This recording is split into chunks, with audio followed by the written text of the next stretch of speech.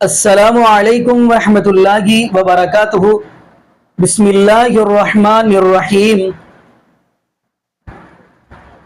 وما محمد الا رسول قد خلت من قبلہ الرسل افإن مات او قتل انقلبتم علی اعقابکم ومن ینقلب علی عقبیہ فلن یضر اللہ شیئا وسیجزی اللہ الشاکرین۔ ناظرین، آج ہم جس حوالہ سے گفتگو کرنے جا رہے ہیں وہ یہ ہے کہ جیسے ہی ربیع الاول کا مہینہ آتا ہے، 12 ربیع الاول آتی ہے اور لوگ آپ کو پتہ ہے کیا کچھ کرتے ہیں، جشن وغیرہ کرتے ہیں، جلوس وغیرہ نکالتے ہیں۔ اور 12 ربیع الاول کو نبی پاک صلی اللہ علیہ وسلم نے اپنے رب العالمین سے ملاقات کی، یعنی نبی پاک صلی اللہ علیہ وسلم کی وفات ہوئی اور اس دن کے اندر یہ جشن وغیرہ مناتے ہیں۔ تو ناظرین، جس حوالے سے ہم گفتگو کرنا چاہ رہے ہیں وہ ہے آیا کہ نبی پاک صلی اللہ علیہ وسلم کا جنازہ کس نے پڑھایا یا پڑھایا ہی نہیں گیا۔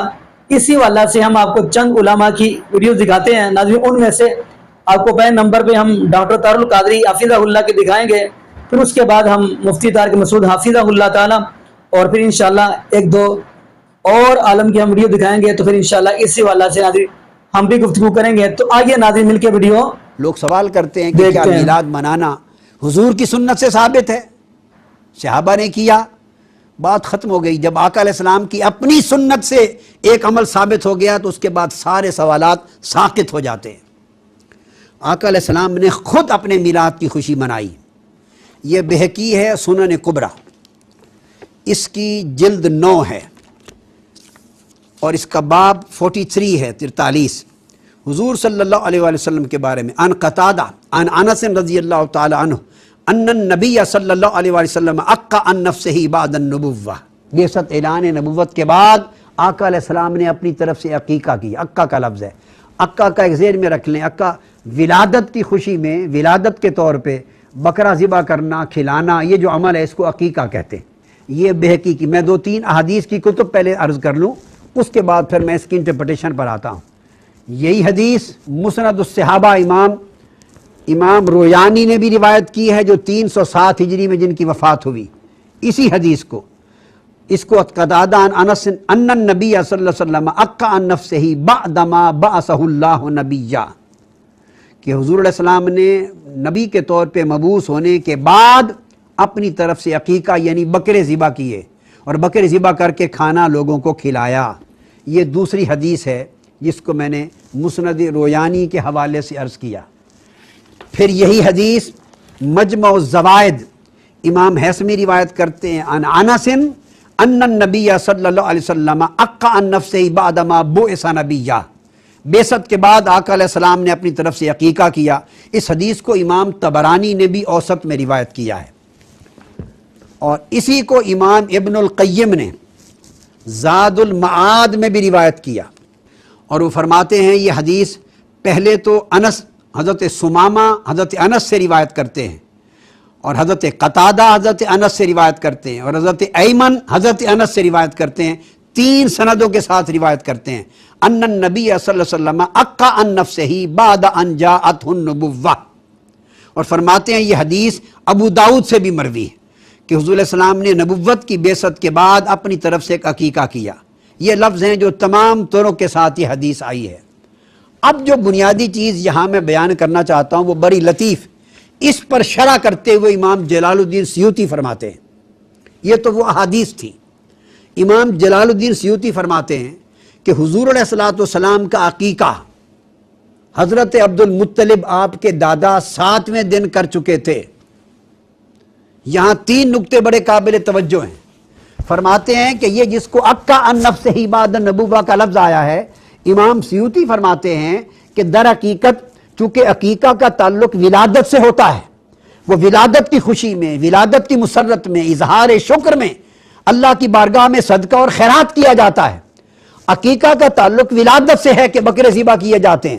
تو وہ فرماتے ہیں کہ آقا علیہ السلام نے یہ خیرات کیا، یہ کھانا کھلایا، لوگوں کو دعوت دی اپنی ولادت کی نسبت سے، اس لیے عربی میں لفظ عقا استعمال ہو گیا، ورنہ شرعاً یہ عقیقہ نہ تھا چونکہ عقیقہ تو آپ کے دادا جان حضرت عبد المطلب آپ کی ولادت کے 7ویں دن آلریڈی کر چکے تھے، اور عقیقہ شریعت میں ایک بار ہوتا ہے، دوبارہ اس کا اعادہ نہیں کیا جا سکتا۔ عقیقہ کبھی دوبارہ نہیں ہوتا، ایک ہی بار ہوتا ہے۔ جس کا عقیقہ نہ ہوا ہو اس کے بارے میں تو ہے کہ خود شریعت کی روح سے اس نے اپنا عقیقہ بعد میں کیا، اور جب آپ کا عقیقہ ہونا 7ویں دن سنت کے مطابق آپ کے دادا جان کے ہاتھوں ثابت ہے، تو اس کے بعد دوبارہ عقیقہ کرنا اس کا جواز نہیں ہے۔ یہ امام ابن عساکر میں کوٹ کر رہا ہوں، تاریخ دمشق الکبیر۔ امام ابن عساکر روایت کرتے ہیں حضرت عبداللہ ابن عباس رضی اللہ تعالیٰ عنہ سے، فرماتے ہیں فلما ولد النبی صلی اللہ علیہ وآلہ وسلم اقا عنہ عبد المطلب بقبش وسماہ محمدا، جب حضور صلی اللہ علیہ وآلہ وسلم کی ولادت ہوئی، عبداللہ ابن عباس فرماتے ہیں تو آپ کے دادا جان عبد المطلب نے آپ کا عقیقہ کیا، ایک دمبا ذبح کر کے، بکر چھترا ذبح کر کے، اور آپ کا نام محمد صلی اللہ علیہ وآلہ وسلم اناؤنس کر دیا۔ یہ ایک ریفرنس ہے۔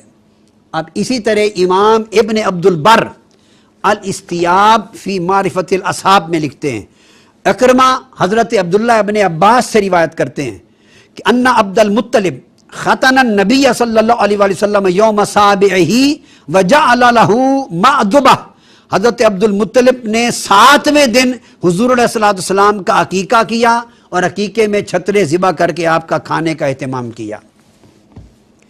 اسی طرح زاد المعاد میں امام ابن القیم نے روایت کیا ہے، فرماتے ہیں ان جدہ عبد المطلب فرماتے ہیں سانا لہ مأدبۃ وسماہ محمدا۔ اکرمہ عبداللہ ابن عباس سے روایت کرتے ہیں کہ یہ یوم سابعہ وجعلہ مأدبہ وسماہ محمدا، حضور کی ولادت کے 7ویں دن حضرت عبد المطلب نے حضور کا عقیقہ کر دیا تھا اور آپ کا نام محمد صلی اللہ علیہ وسلم اناؤنس کر دیا تھا۔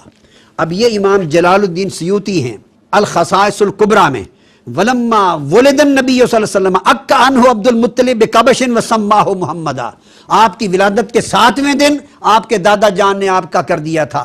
یہی امام ابن حجر اسقلانی نے فتح الباری میں بیان کیا ہے، اسی کو امام قرطبی نے احکام القرآن میں روایت کیا ہے، الغرض اسی کو سیرت حلبیہ میں امام حلبی نے بیان کیا ہے۔ تمام کتب اس بات پہ شاہد عادل ہیں کہ، اور اس بات پر کوئی اختلاف نہیں ہے کہ آقا علیہ السلام کا عقیقہ ہو چکا تھا اور آپ کے دادا جان نے کیا تھا، اور شریعت کے مطابق 7ویں دن کیا تھا۔ اور یہ بھی واضح ہو جائے کہ عقیقہ ہوتا ہی 7ویں دن ہے، اور اگر 7ویں دن نہ ہو تو پھر حکم ہے کہ 14ویں دن کیا جائے، اور 14ویں دن نہ ہو تو حکم ہے کہ 21ویں دن کیا جائے۔ یعنی 40 سال میں آقا علیہ السلام کی بعثت ہوئی، اور 40-50 برس آقا علیہ السلام اپنا عقیقہ کیسے مؤخر کر سکتے ہیں؟ تو اس میں یہ اب ترمذی شریف کی کتاب میرے سامنے ہے، جامع ترمذی، اس کا باب ہے من العقیقہ۔ حضور علیہ السلام نے فرمایا، آقا علیہ السلام نے قال قال رسول اللہ علیہ وسلم الغلام مرتہن بعقیقتہ یذبح عنہ یوم السابع ویسمى ویہلک رأسہ، فرمایا کہ بچہ مرہون رہتا ہے، قرض دار رہتا ہے اپنے عقیقے کا جب تک 7ویں دن اس کا عقیقہ نہ کر دیا جائے۔ تو کیا یہ تصور کر لیا جائے کہ معاذ اللہ آقا علیہ السلام کو 50 برس اور 40 برس کی عمر کے بعد تک آپ نے اپنے آپ کو قرض دار رکھا ہو صدقہ اور خیرات کا، اور آپ کے دادا جان نے معاذ اللہ قرض دار رکھا؟ ناممکن ہے۔ فرمایا 8ویں دن عقیقہ کر دیا جائے کیونکہ بچہ قرض دار ہے اس صدقہ کا۔ پھر فرمایا امام ترمذی نے، اہل علم کہتے ہیں یستحبون ان یذبح عن الغلام العقیقۃ یوم السابع، اہل علم کہتے ہیں مستحب ہے کہ 7ویں دن عقیقہ کر دیا جائے تاکہ بچے کا قرض اتر جائے۔ فَإِن لَمْ يَتَحَيَّ یوم السابع یوم الرابع عشر، اگر 7ویں دن ممکن نہ ہو تو 14ویں دن کر دیا جائے، اگر 14ویں دن ممکن نہ ہو یوم حادم و 21ویں دن کر دیا جائے۔ امام جلال الدین سیوطی رحمۃ اللہ علیہ نے اب اس پوری بحث کو سمیٹا ہے اور بڑے خوبصورت انداز کے ساتھ۔ پہلی بات وہ لفظ کہ اکا ان نفس عباد النبوہ، کہ نبوت کے بعد آقا علیہ السلام نے اپنی طرف سے بکرے ذبح کیے، لفظ اکا آیا ہے، اس اکا سے بعضوں نے عقیقہ شرعی مراد لیا اور وہ بات غلط ہے، اس لیے کہ اس پر میں نے تمام احادیث سے یہ ثابت کر دیا کہ عقیقہ شرعی، عقیقہ مسنونہ ملت ابراہیم کے مطابق آپ کے دادا 7ویں دن کر چکے تھے، اور احادیث نبوی نے فرمایا کہ عقیقہ ہوتا ہی 7ویں دن یا 14ویں یا 21ویں دن ہے، اور اگر نہ کیا جائے تو بچہ قرضدار رہتا ہے. تو اور یہ چونکہ دور جاہلیت میں بھی یہ سنت موجود تھی، ادا کر دی گئی. اگر کسی کو خیال آئے کہ وہ دور جاہلیت میں کیا گیا تھا اس لیے حضور نے عقیقہ دوبارہ دہرایا تو یہ بڑی جہالت کی بات ہوگی. اگر دور جاہلیت کی بات قابل قبول نہیں اور دہرانا پڑتا ہے تو حضور علیہ السلام کا پہلا نکاح حضرت خدیجہ الکبریٰ کا بھی دور جاہلیت میں ہوا تھا، بعثت سے پہلے ہوا تھا. آپ کی بعثت سے 15 سال پہلے ہوا تھا، 25 برس عمر تھی. تو 15 سال اعلان نبوت سے پہلے کا نکاح تھا. تو حضور علیہ السلام نے کیا نکاح بھی بعد میں دہرایا؟ استغفر اللہ العظیم، نہیں دہرایا. الا ما قد سلف، دور جاہلیت میں تو کسی کے گناہ ہو گئے ہوں تو وہ بھی بعد میں دہرائے نہیں جاتے، ان کی توبہ کی ضرورت نہیں پڑتی. چہ جائے کہ وہ حکام جو حکام خیر ہوں، حکام صالح ہوں، شریعت نے تو ان سارے کے سارے حکام کو برقرار رکھا ہے، لہذا عقیقہ نہیں دہرایا گیا. اس پر امام جلال الدین سیوطی نے فرمایا کہ والعقیقۃ لا تعاد مرۃ ثانیہ. یہ الحاوی للفتاوی امام سیوطی کے میرے پاس ہے، اس کا پہلا جلد 303 صفحہ پر فرماتے ہیں کہ عقیقہ شرعن کبھی اس کا اعادہ نہیں کیا جاتا. اب سوال پیدا ہوتا ہے کہ جو آقا نے بکرے ذبح کیے، لوگوں کو دعوت دی، ایک اہتمام کیا، ایک لنگر تیار کیا، ضیافت کی اور کھانا کھلایا، تو وہ پوری ضیافت کس چیز کی تھی؟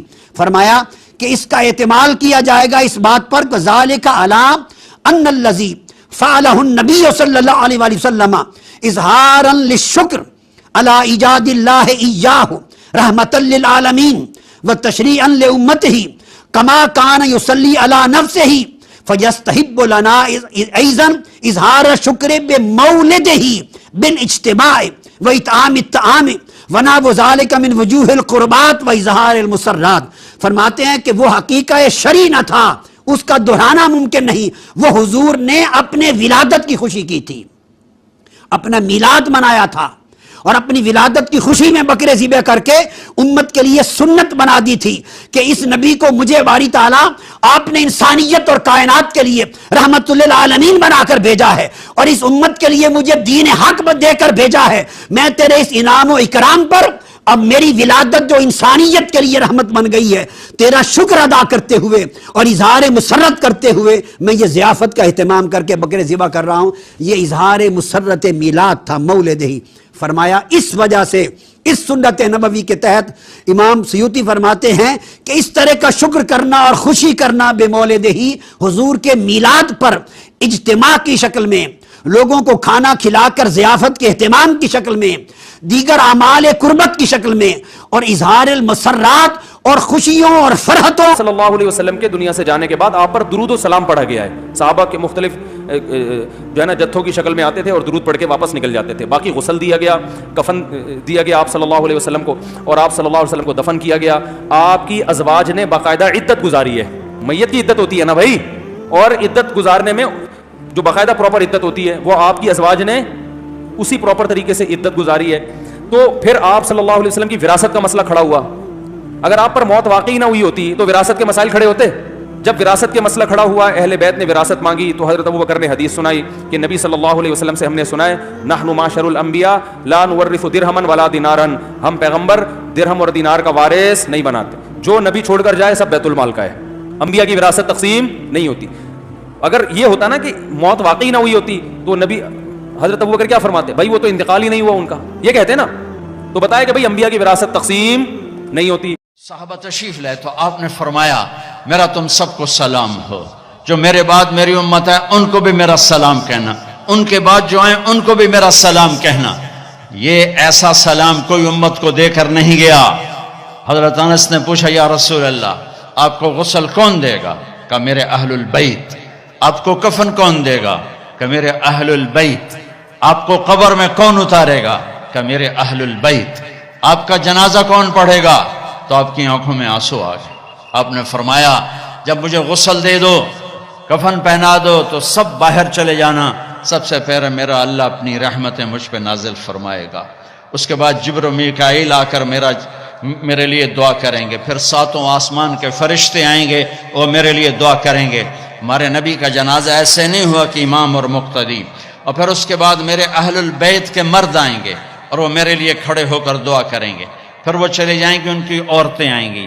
پھر وہ چلی جائیں گے ان کے بچے آئیں گے، پھر وہ چلے جائیں گے ان کے غلام آئیں گے، اس کے بعد مہاجرین آئیں گے، وہ میرے لیے دعا کریں گے، پھر وہ چلے جائیں گے ان کی عورتیں آئیں گی، پھر اس کے بعد ان کے بچے آئیں گے، اس کے بعد ان کے غلام آئیں گے، پھر انصار آئیں گے، وہ میرے لیے دعا کریں گے، پھر ان کے بعد ان کی عورتیں آئیں گی، پھر ان کے بچے آئیں گے، پھر ان کے غلام آئیں گے، پھر مجھے میرے اللہ کے سپرد کر دینا۔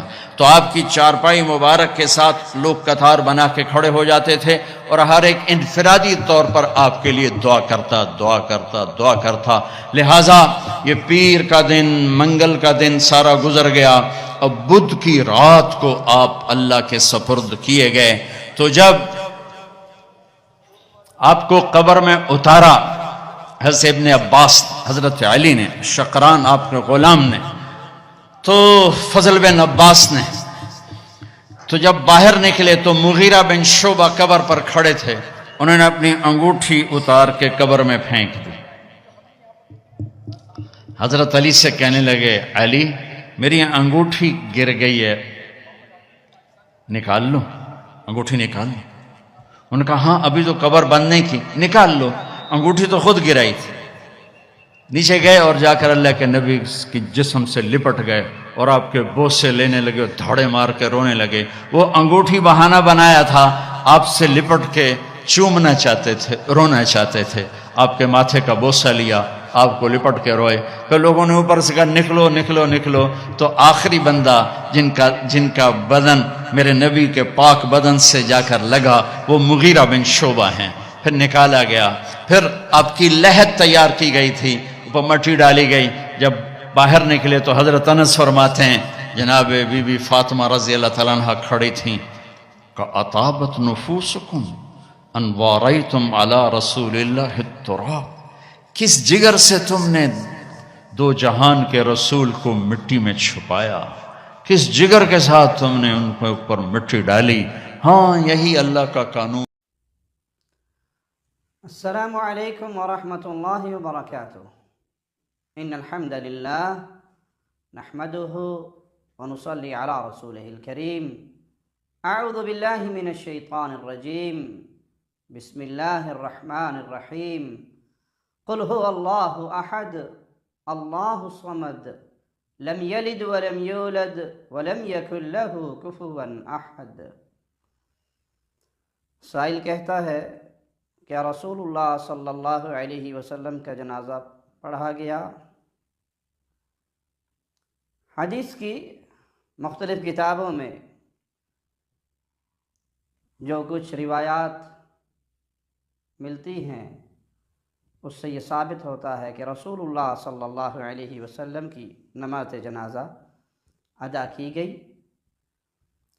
امام طبرانی رحمہ اللہ کے المعجم الکبیر جلد نمبر 7 صفحہ 57 حدیث نمبر 6367، امام نسائی رحمہ اللہ کے السنن الکبریٰ جلد 4 صفحہ 264، امام ترمذی رحمہ اللہ کی کتاب الشمائل حدیث نمبر 397، امام ابن عبد البر رحمہ اللہ کی التمہید جلد نمبر 24 صفحہ 397، اسی طرح مسند امام احمد جلد نمبر 34 صفحہ 365 پر ایک طویل روایت موجود ہے جس میں رسول اللہ صلی اللہ علیہ وسلم کی زندگی کے آخری ایام کا حال بیان ہوا ہے، جس میں ہے کہ سیدنا امیر عمر رضی اللہ عنہ وارضاہ نے فرمایا لا اسمع احدا یقول ان رسول اللہ صلی اللہ علیہ وسلم مات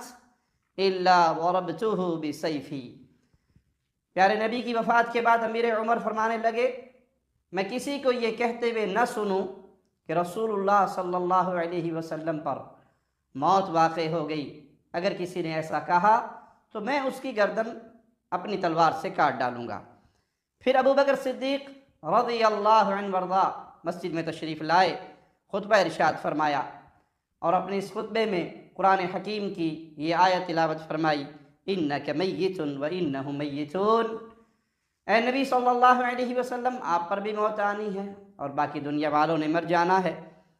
یہ سننے کے بعد امیر عمر کہتے ہیں फ़क़ाल या साहिब रसूलिल्लाह अमात रसूलुल्लाह सल्लल्लाहु अलैहि वसल्लम, ए अल्लाह के नबी सल्लल्लाहु अलैहि वसल्लम के साथी, क्या वाकई अल्लाह के नबी सल्लल्लाहु अलैहि वसल्लम फौत हो गए? फ़क़ाल नअम, तो अबू बकर सिद्दीक़ रज़ियल्लाहु अन्हु वर्दा फरमाने लगे हाँ। अबू बकर सिद्दीक़ का जुमला अमीर उमर के सवाल के जवाब में गौर से सुनिए। फ़क़ाल नअम, अबू बकर ने कहा हाँ, रसूलुल्लाह सल्लल्लाहु अलैहि वसल्लम फौत हो गए। फ़अलिमू अन्नहु कमा क़ाल, बस सहाबा ने जान लिया कि ऐसा ही हुआ जैसा अबू बकर सिद्दीक़ ने कहा था।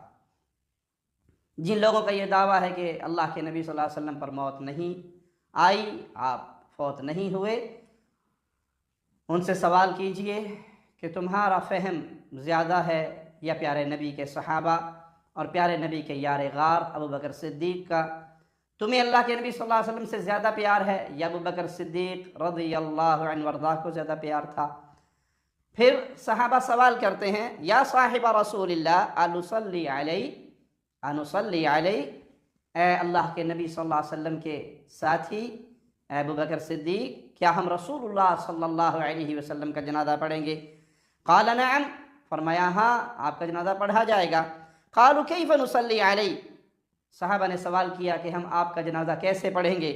क़ाल यदखुलु क़ौमुन फ़युकब्बिरूना व युसल्लूना व यदऊना थुम्मा यख़रुजूना थुम्मा यदखुलु गैरुहुम हत्ता यफ़रुगू। अल्लाह के प्यारे नबी सल्लल्लाहु अलैहि वसल्लम के जनाजे का तरीका ये होगा कि एक कौम अंदर दाखिल होगी जो तकबीर कहेगी, दरूद पढ़ेगी, फिर दुआ मांगेगी, फिर बाहर निकल जाएगी, फिर दूसरी कौम, दूसरा गिरोह दाखिल होगा और वो इसी तरह करेगा यहाँ तक कि सब के सब इस जिम्मेदारी से फारिग हो जाएं। इस हदीस से वादे हुआ कि रसूलुल्लाह सल्लल्लाहु अलैहि वसल्लम के सहाबा ने प्यारे नबी सल्लल्लाहु अलैहि वसल्लम का जनाजा पढ़ा, मगर ये नमाज बग़ैर इमाम के थी और गिरोह दर गिरोह अंदर दाखिल होते गए और किसी इमाम की इक़्तिदा नहीं हुई। किताबुल उम जिल्द 1 सफ़ा 275 पर इमाम शाफ़िई रहमहुल्लाह का कौल है फ़क़द सल्ला नासु अला रसूलिल्लाह सल्लल्लाहु अलैहि वसल्लम अफ़रादन, प्यारे नबी सल्लल्लाहु अलैहि वसल्लम का जनाजा लोगों ने गिरोह दर गिरोह पढ़ा किसी इमाम की इमामत के बग़ैर। वज़ालिका लिइज़्ज़ामि अम्रि रसूलिल्लाह सल्लल्लाहु अलैहि वसल्लम, और ये इसलिए आपकी अज़मत की बिना पर। इसी तरह इमाम इब्न अब्दुल बर रहमहुल्लाह ने तमहीद जिल्द 24 सफ़ा 397 पर लिखा व अम्मा सलातुन नासी अलैहि अफ़ज़ाज़न, और रहा लोगों का टोलियों की सूरत में नबी करीम सल्लल्लाहु अलैहि वसल्लम का जनाजा पढ़ना, फ़मुज्तमउन अलैहि इंद अहल सियर व जमाअत अहल नक़्ल ला यख्तलिफून फ़ीह, तो सीरत निगार और नाक़िलीन हदीस उन सब का इजमा है इस बात पर और इसमें से कोई भी इख्तलाफ नहीं करता। जिन लोगों का ये दावा है कि सहाबा ने जनाजा नहीं पढ़ा, तो इसकी कोई दलील हमारे इल्म में नहीं। जो अहादीस हम तक पहुँची उससे यही साबित हुआ कि रसूलुल्लाह सल्लल्लाहु अलैहि वसल्लम का जनाजा पढ़ा गया। हाँ, आपका उस जनाजे का तरीक़ाकार जो हदीस में बयान हुआ वही था, कोई इमाम नहीं था, टोलियाँ दाखिल होती थी, तकबीर कहती, दरूद पढ़ती, दुआ करती और निकल जाती। अल्लाह से दुआ है अल्लाह हमें प्यारे नबी सल्लल्लाहु अलैहि वसल्लम की मोहब्बत नसीब फरमाए, आपके दीन पे चलने की तौफीक अता फरमाए। अल्लाह ने तौफीक दी तो बाकी सवालात को इंशाअल्लाह कल बयान करेंगे। अक़ूलु क़ौली हाज़ा व अस्तग़फ़िरुल्लाह ली व लकुम व लिसाइरिल मुस्लिमीन। से पढ़ लेते हैं तो अब नहीं पढ़ा जा सकता। तो नबी करीम सल्लल्लाहु ताला अलैहि व आलिहि वसल्लम का जनाजा ये बाकायदा इसी तरीके से हुआ जैसे हमारा होता है, और सहाबा एक एक करके यानी एक एक जमात आके पढ़ती जाती। फिर उसके बाद सबसे आखिर में हज़रत सैयदना अबू बकर सिद्दीक़ रज़ियल्लाहु तआला अन्हु जो वली शरई थे, उन्होंने नमाज जनाजा पढ़ाई और ये आखिरी थी। उसके बाद नबी करीम सल्लल्लाहु ताला नबी पाक अलैहिस्सलाम की जब वफात हुई तो आपका जनाजा किसने पढ़ाया? कौन कौन शरीक था? सारे शरीक थे? ये रवाफिज का झूठ है कि खुलफाए राशिदीन शरीक नहीं थे। भाई नबी अलैहिस्सलाम की डेथ हुई है मंडे की सुबह को, मंडे पूरा दिन, मंडे की रात यानी मंगल और मंडे की दरमियानी रात, फिर मंगल का पूरा दिन और मंगल की पूरी रात, और फिर बुध वाले दिन नबी अलैहिस्सलाम को दफन किया गया। लाखों लोगों ने आपका जनाजा पढ़ा है, पूरी तफसील मौजूद है सुनन इब्न माजा में और امام نسائی کی جو کتاب ہے سنن نسائی الکبریٰ، جس کا چیپٹر خصائص علی بھی ہے، جس کا چیپٹر فضائل صحابہ بھی ہے، جس کا چیپٹر امر الیوم واللیلہ بھی ہے، جس کا چیپٹر فضائل قرآن بھی ہے، اسی کا ایک چیپٹر ہے وفات النبی.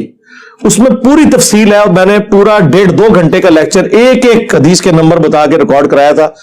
مسئلہ 163 وفات النبی صلی اللہ علیہ وآلہ وسلم. صرف ایک فرق تھا کہ صحابہ نے آپ کو پروٹوکول دیا کہ آپ صلی اللہ علیہ وآلہ وسلم کے جنازے میں امام کوئی نہیں تھا. ٹولیوں کی شکل میں صحابہ آتے تھے، تکبیرات پڑھتے تھے، وہی سورہ فاتحہ، سورت، اس کے بعد دعا، پھر دروشی پڑھ کے دوسری طرف سے نکل جاتے تھے. مردوں نے الگ سے جنازہ پڑھا ٹولیوں کی شکل میں، عورتوں نے الگ سے پڑھا، بچوں نے الگ سے پڑھا. تو جنازہ تو آلموسٹ 3 دن تک ہوتا رہا، سب نے پڑھا، لیکن امام کوئی نہیں تھا. یہ نبی علیہ السلام کو پروٹوکول دیا گیا. یہ جو پبلک میں مشہور ہے کہ جنازہ نہیں ہوا تھا، یہ بالکل جھوٹ ہے. اللہ کے بندوں، نبی علیہ السلام کو غسل دیا گیا، آپ کو کفن دیا گیا، آپ کی قبر مبارک ہے. ایک جنازے والا ایلیمنٹ کیوں مسنگ ہونا تھا؟ وہ کہتے ہیں دیکھیں جی نبی کو تو ہمارے دعا کرنے کی حاجت نہیں ہے. بالکل انہیں حاجت نہیں، لیکن ہمیں تو حاجت ہے نا. ہم جب درود شریف پڑھتے ہیں تو درود شریف کیا ہے؟ اللہ کے نبی کے لیے دعا، اے اللہ محمد پر رحمت بھیج صلی اللہ علیہ وسلم. اس کے بدلے 10 رحمتیں ہم پہ نازل ہوتی ہیں. مسلم شریف میں حدیث ہے اور سنن نسائی میں حدیث ہے، 10 رحمتیں بھی نازل ہوتی ہیں، 10 نیکیاں بھی ملتی ہیں، 10 درجات بھی بلند ہوتے ہیں، 10 گناہ بھی معاف ہوتے ہیں. اللہم صلی علی محمد وعلی آل محمد. ہمیں فائدہ ہو رہا ہے. بخاری مسلم میں حدیث ہے جو اذان کا جواب دے، مسلم میں تفصیل کے ساتھ ہے. اس کے بعد الوسیلہ والی دعا مانگے، مجھ پر درود شریف پڑھے تو میری شفاعت قیامت کے دن اس پہ حلال ہو جائے گی. تو نبی علیہ السلام کے لیے ہم دعا کرتے ہیں نا، اے اللہ نبی علیہ السلام کو مقام وسیلہ عطا فرما، جو کہ آپ کو پہلے ہی مل چکا ہوا ہے، لیکن اس دعا کرنے کی برکت سے ہمیں فائدہ ہوتا ہے. تو صحابہ کرام نے بھی آپ کا جنازہ پڑھا. جی ناظرین، آپ نے یہ ویڈیو ملاحظہ فرمائی.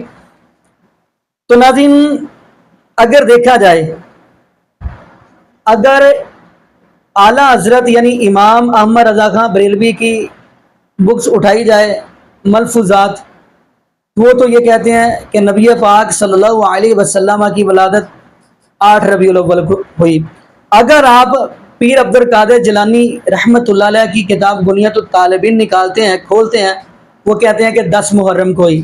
یعنی پتہ یہ چلا ولادت کے اندر اختلاف ہے، وفات کے اندر اختلاف نہیں ہے. تو ناظرین اسی حوالہ سے اگر آپ جامع ترمذی کی حدیث دیکھیں گے تو نبی پاک صلی اللہ علیہ وسلم کی بیوی حضرت عائشہ صدیقہ رضی اللہ تعالی عنہ فرماتی ہیں کہ نبی پاک صلی اللہ علیہ وسلم نے جب رب العالمین سے ملاقات کرنے لگے تو نبی پاک صلی اللہ علیہ وسلم یہ بات کر رہے تھے، اللہم آئنی علی غمرۃ الموت و سکرۃ الموت، یعنی مجھے موت کی سختیوں سے محفوظ فرما. یہ نبی پاک صلی اللہ علیہ وسلم دعا کر رہے تھے. جامع ترمذی کی حدیث ہے اور اس حدیث کی راویہ حضرت عائشہ صدیقہ رضی اللہ تعالی عنہ.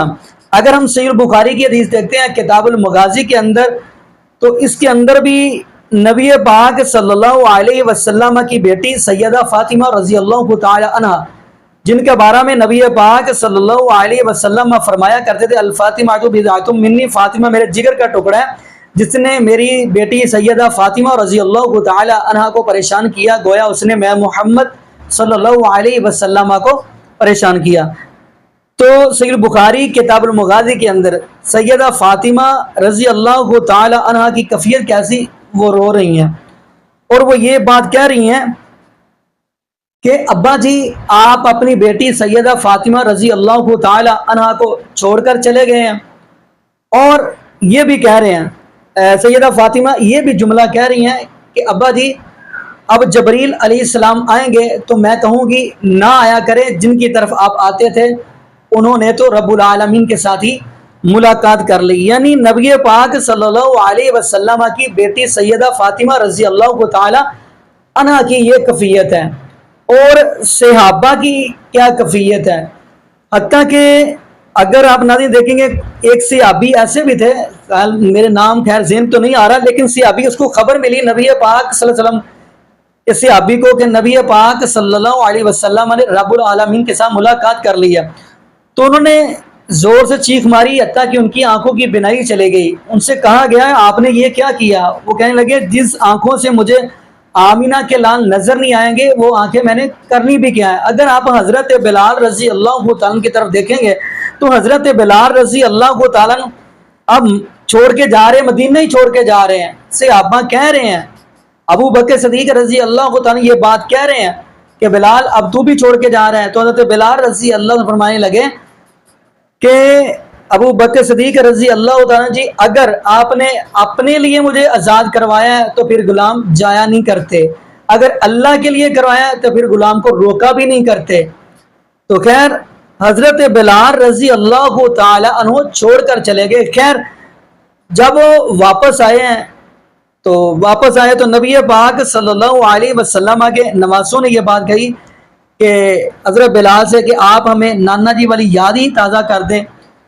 تو حضرت بلال رضی اللہ تعالی عنہ نبی پاک صلی اللہ علیہ وسلم کے نواسہ کہنے کے مطابق اذان پڑھی ہے. جب اشہد ان محمد رسول اللہ صلی اللہ علیہ وسلم پر پہنچے ہیں تو وہ بے ہوش ہو کر زمین پر گر پڑے ہیں. وہ کہتے ہیں جب میں اذان پہلے پڑھتا تھا میرا محبوب علیہ السلام مجھے نظر آتے تھے، اب میں اذان پڑھتا ہوں تو مجھے نظر نہیں آتے. تو ناظرین دعا کریں اللہ پاک ایسے لوگوں کو سمجھ عطا فرما دے، اور یہ بھی دعا کریں اللہ پاک ہمیں نبی پاک صلی اللہ علیہ وسلم کی شریعت کے مطابق زندگی گزارنے کی توفیق دے، اور اللہ پاک ہمیں 5 وقت کا پکا اور سچا نمازی بنا دے. اور یہ بھی جملہ کہتا چلوں جس دن 12 ربیع الاول ہوتا ہے اور یہ سارا دن جشن میں رہتے ہیں، نماز جاتی ہے تو جائیں. دعا کریں اللہ پاک 5 وقت کا پکا اور سچا نمازی بنا دے، اور جتنے بھی بے اولاد جوڑے ہیں اللہ پاک سب کو نیک نرینہ صحت تندرستی والی ایمان والی لمبی زندگی والی اولاد عطا فرما دے. جزاکم اللہ خیرہ، احسن الجزاء. السلام علیکم ورحمۃ اللہ وبرکاتہ.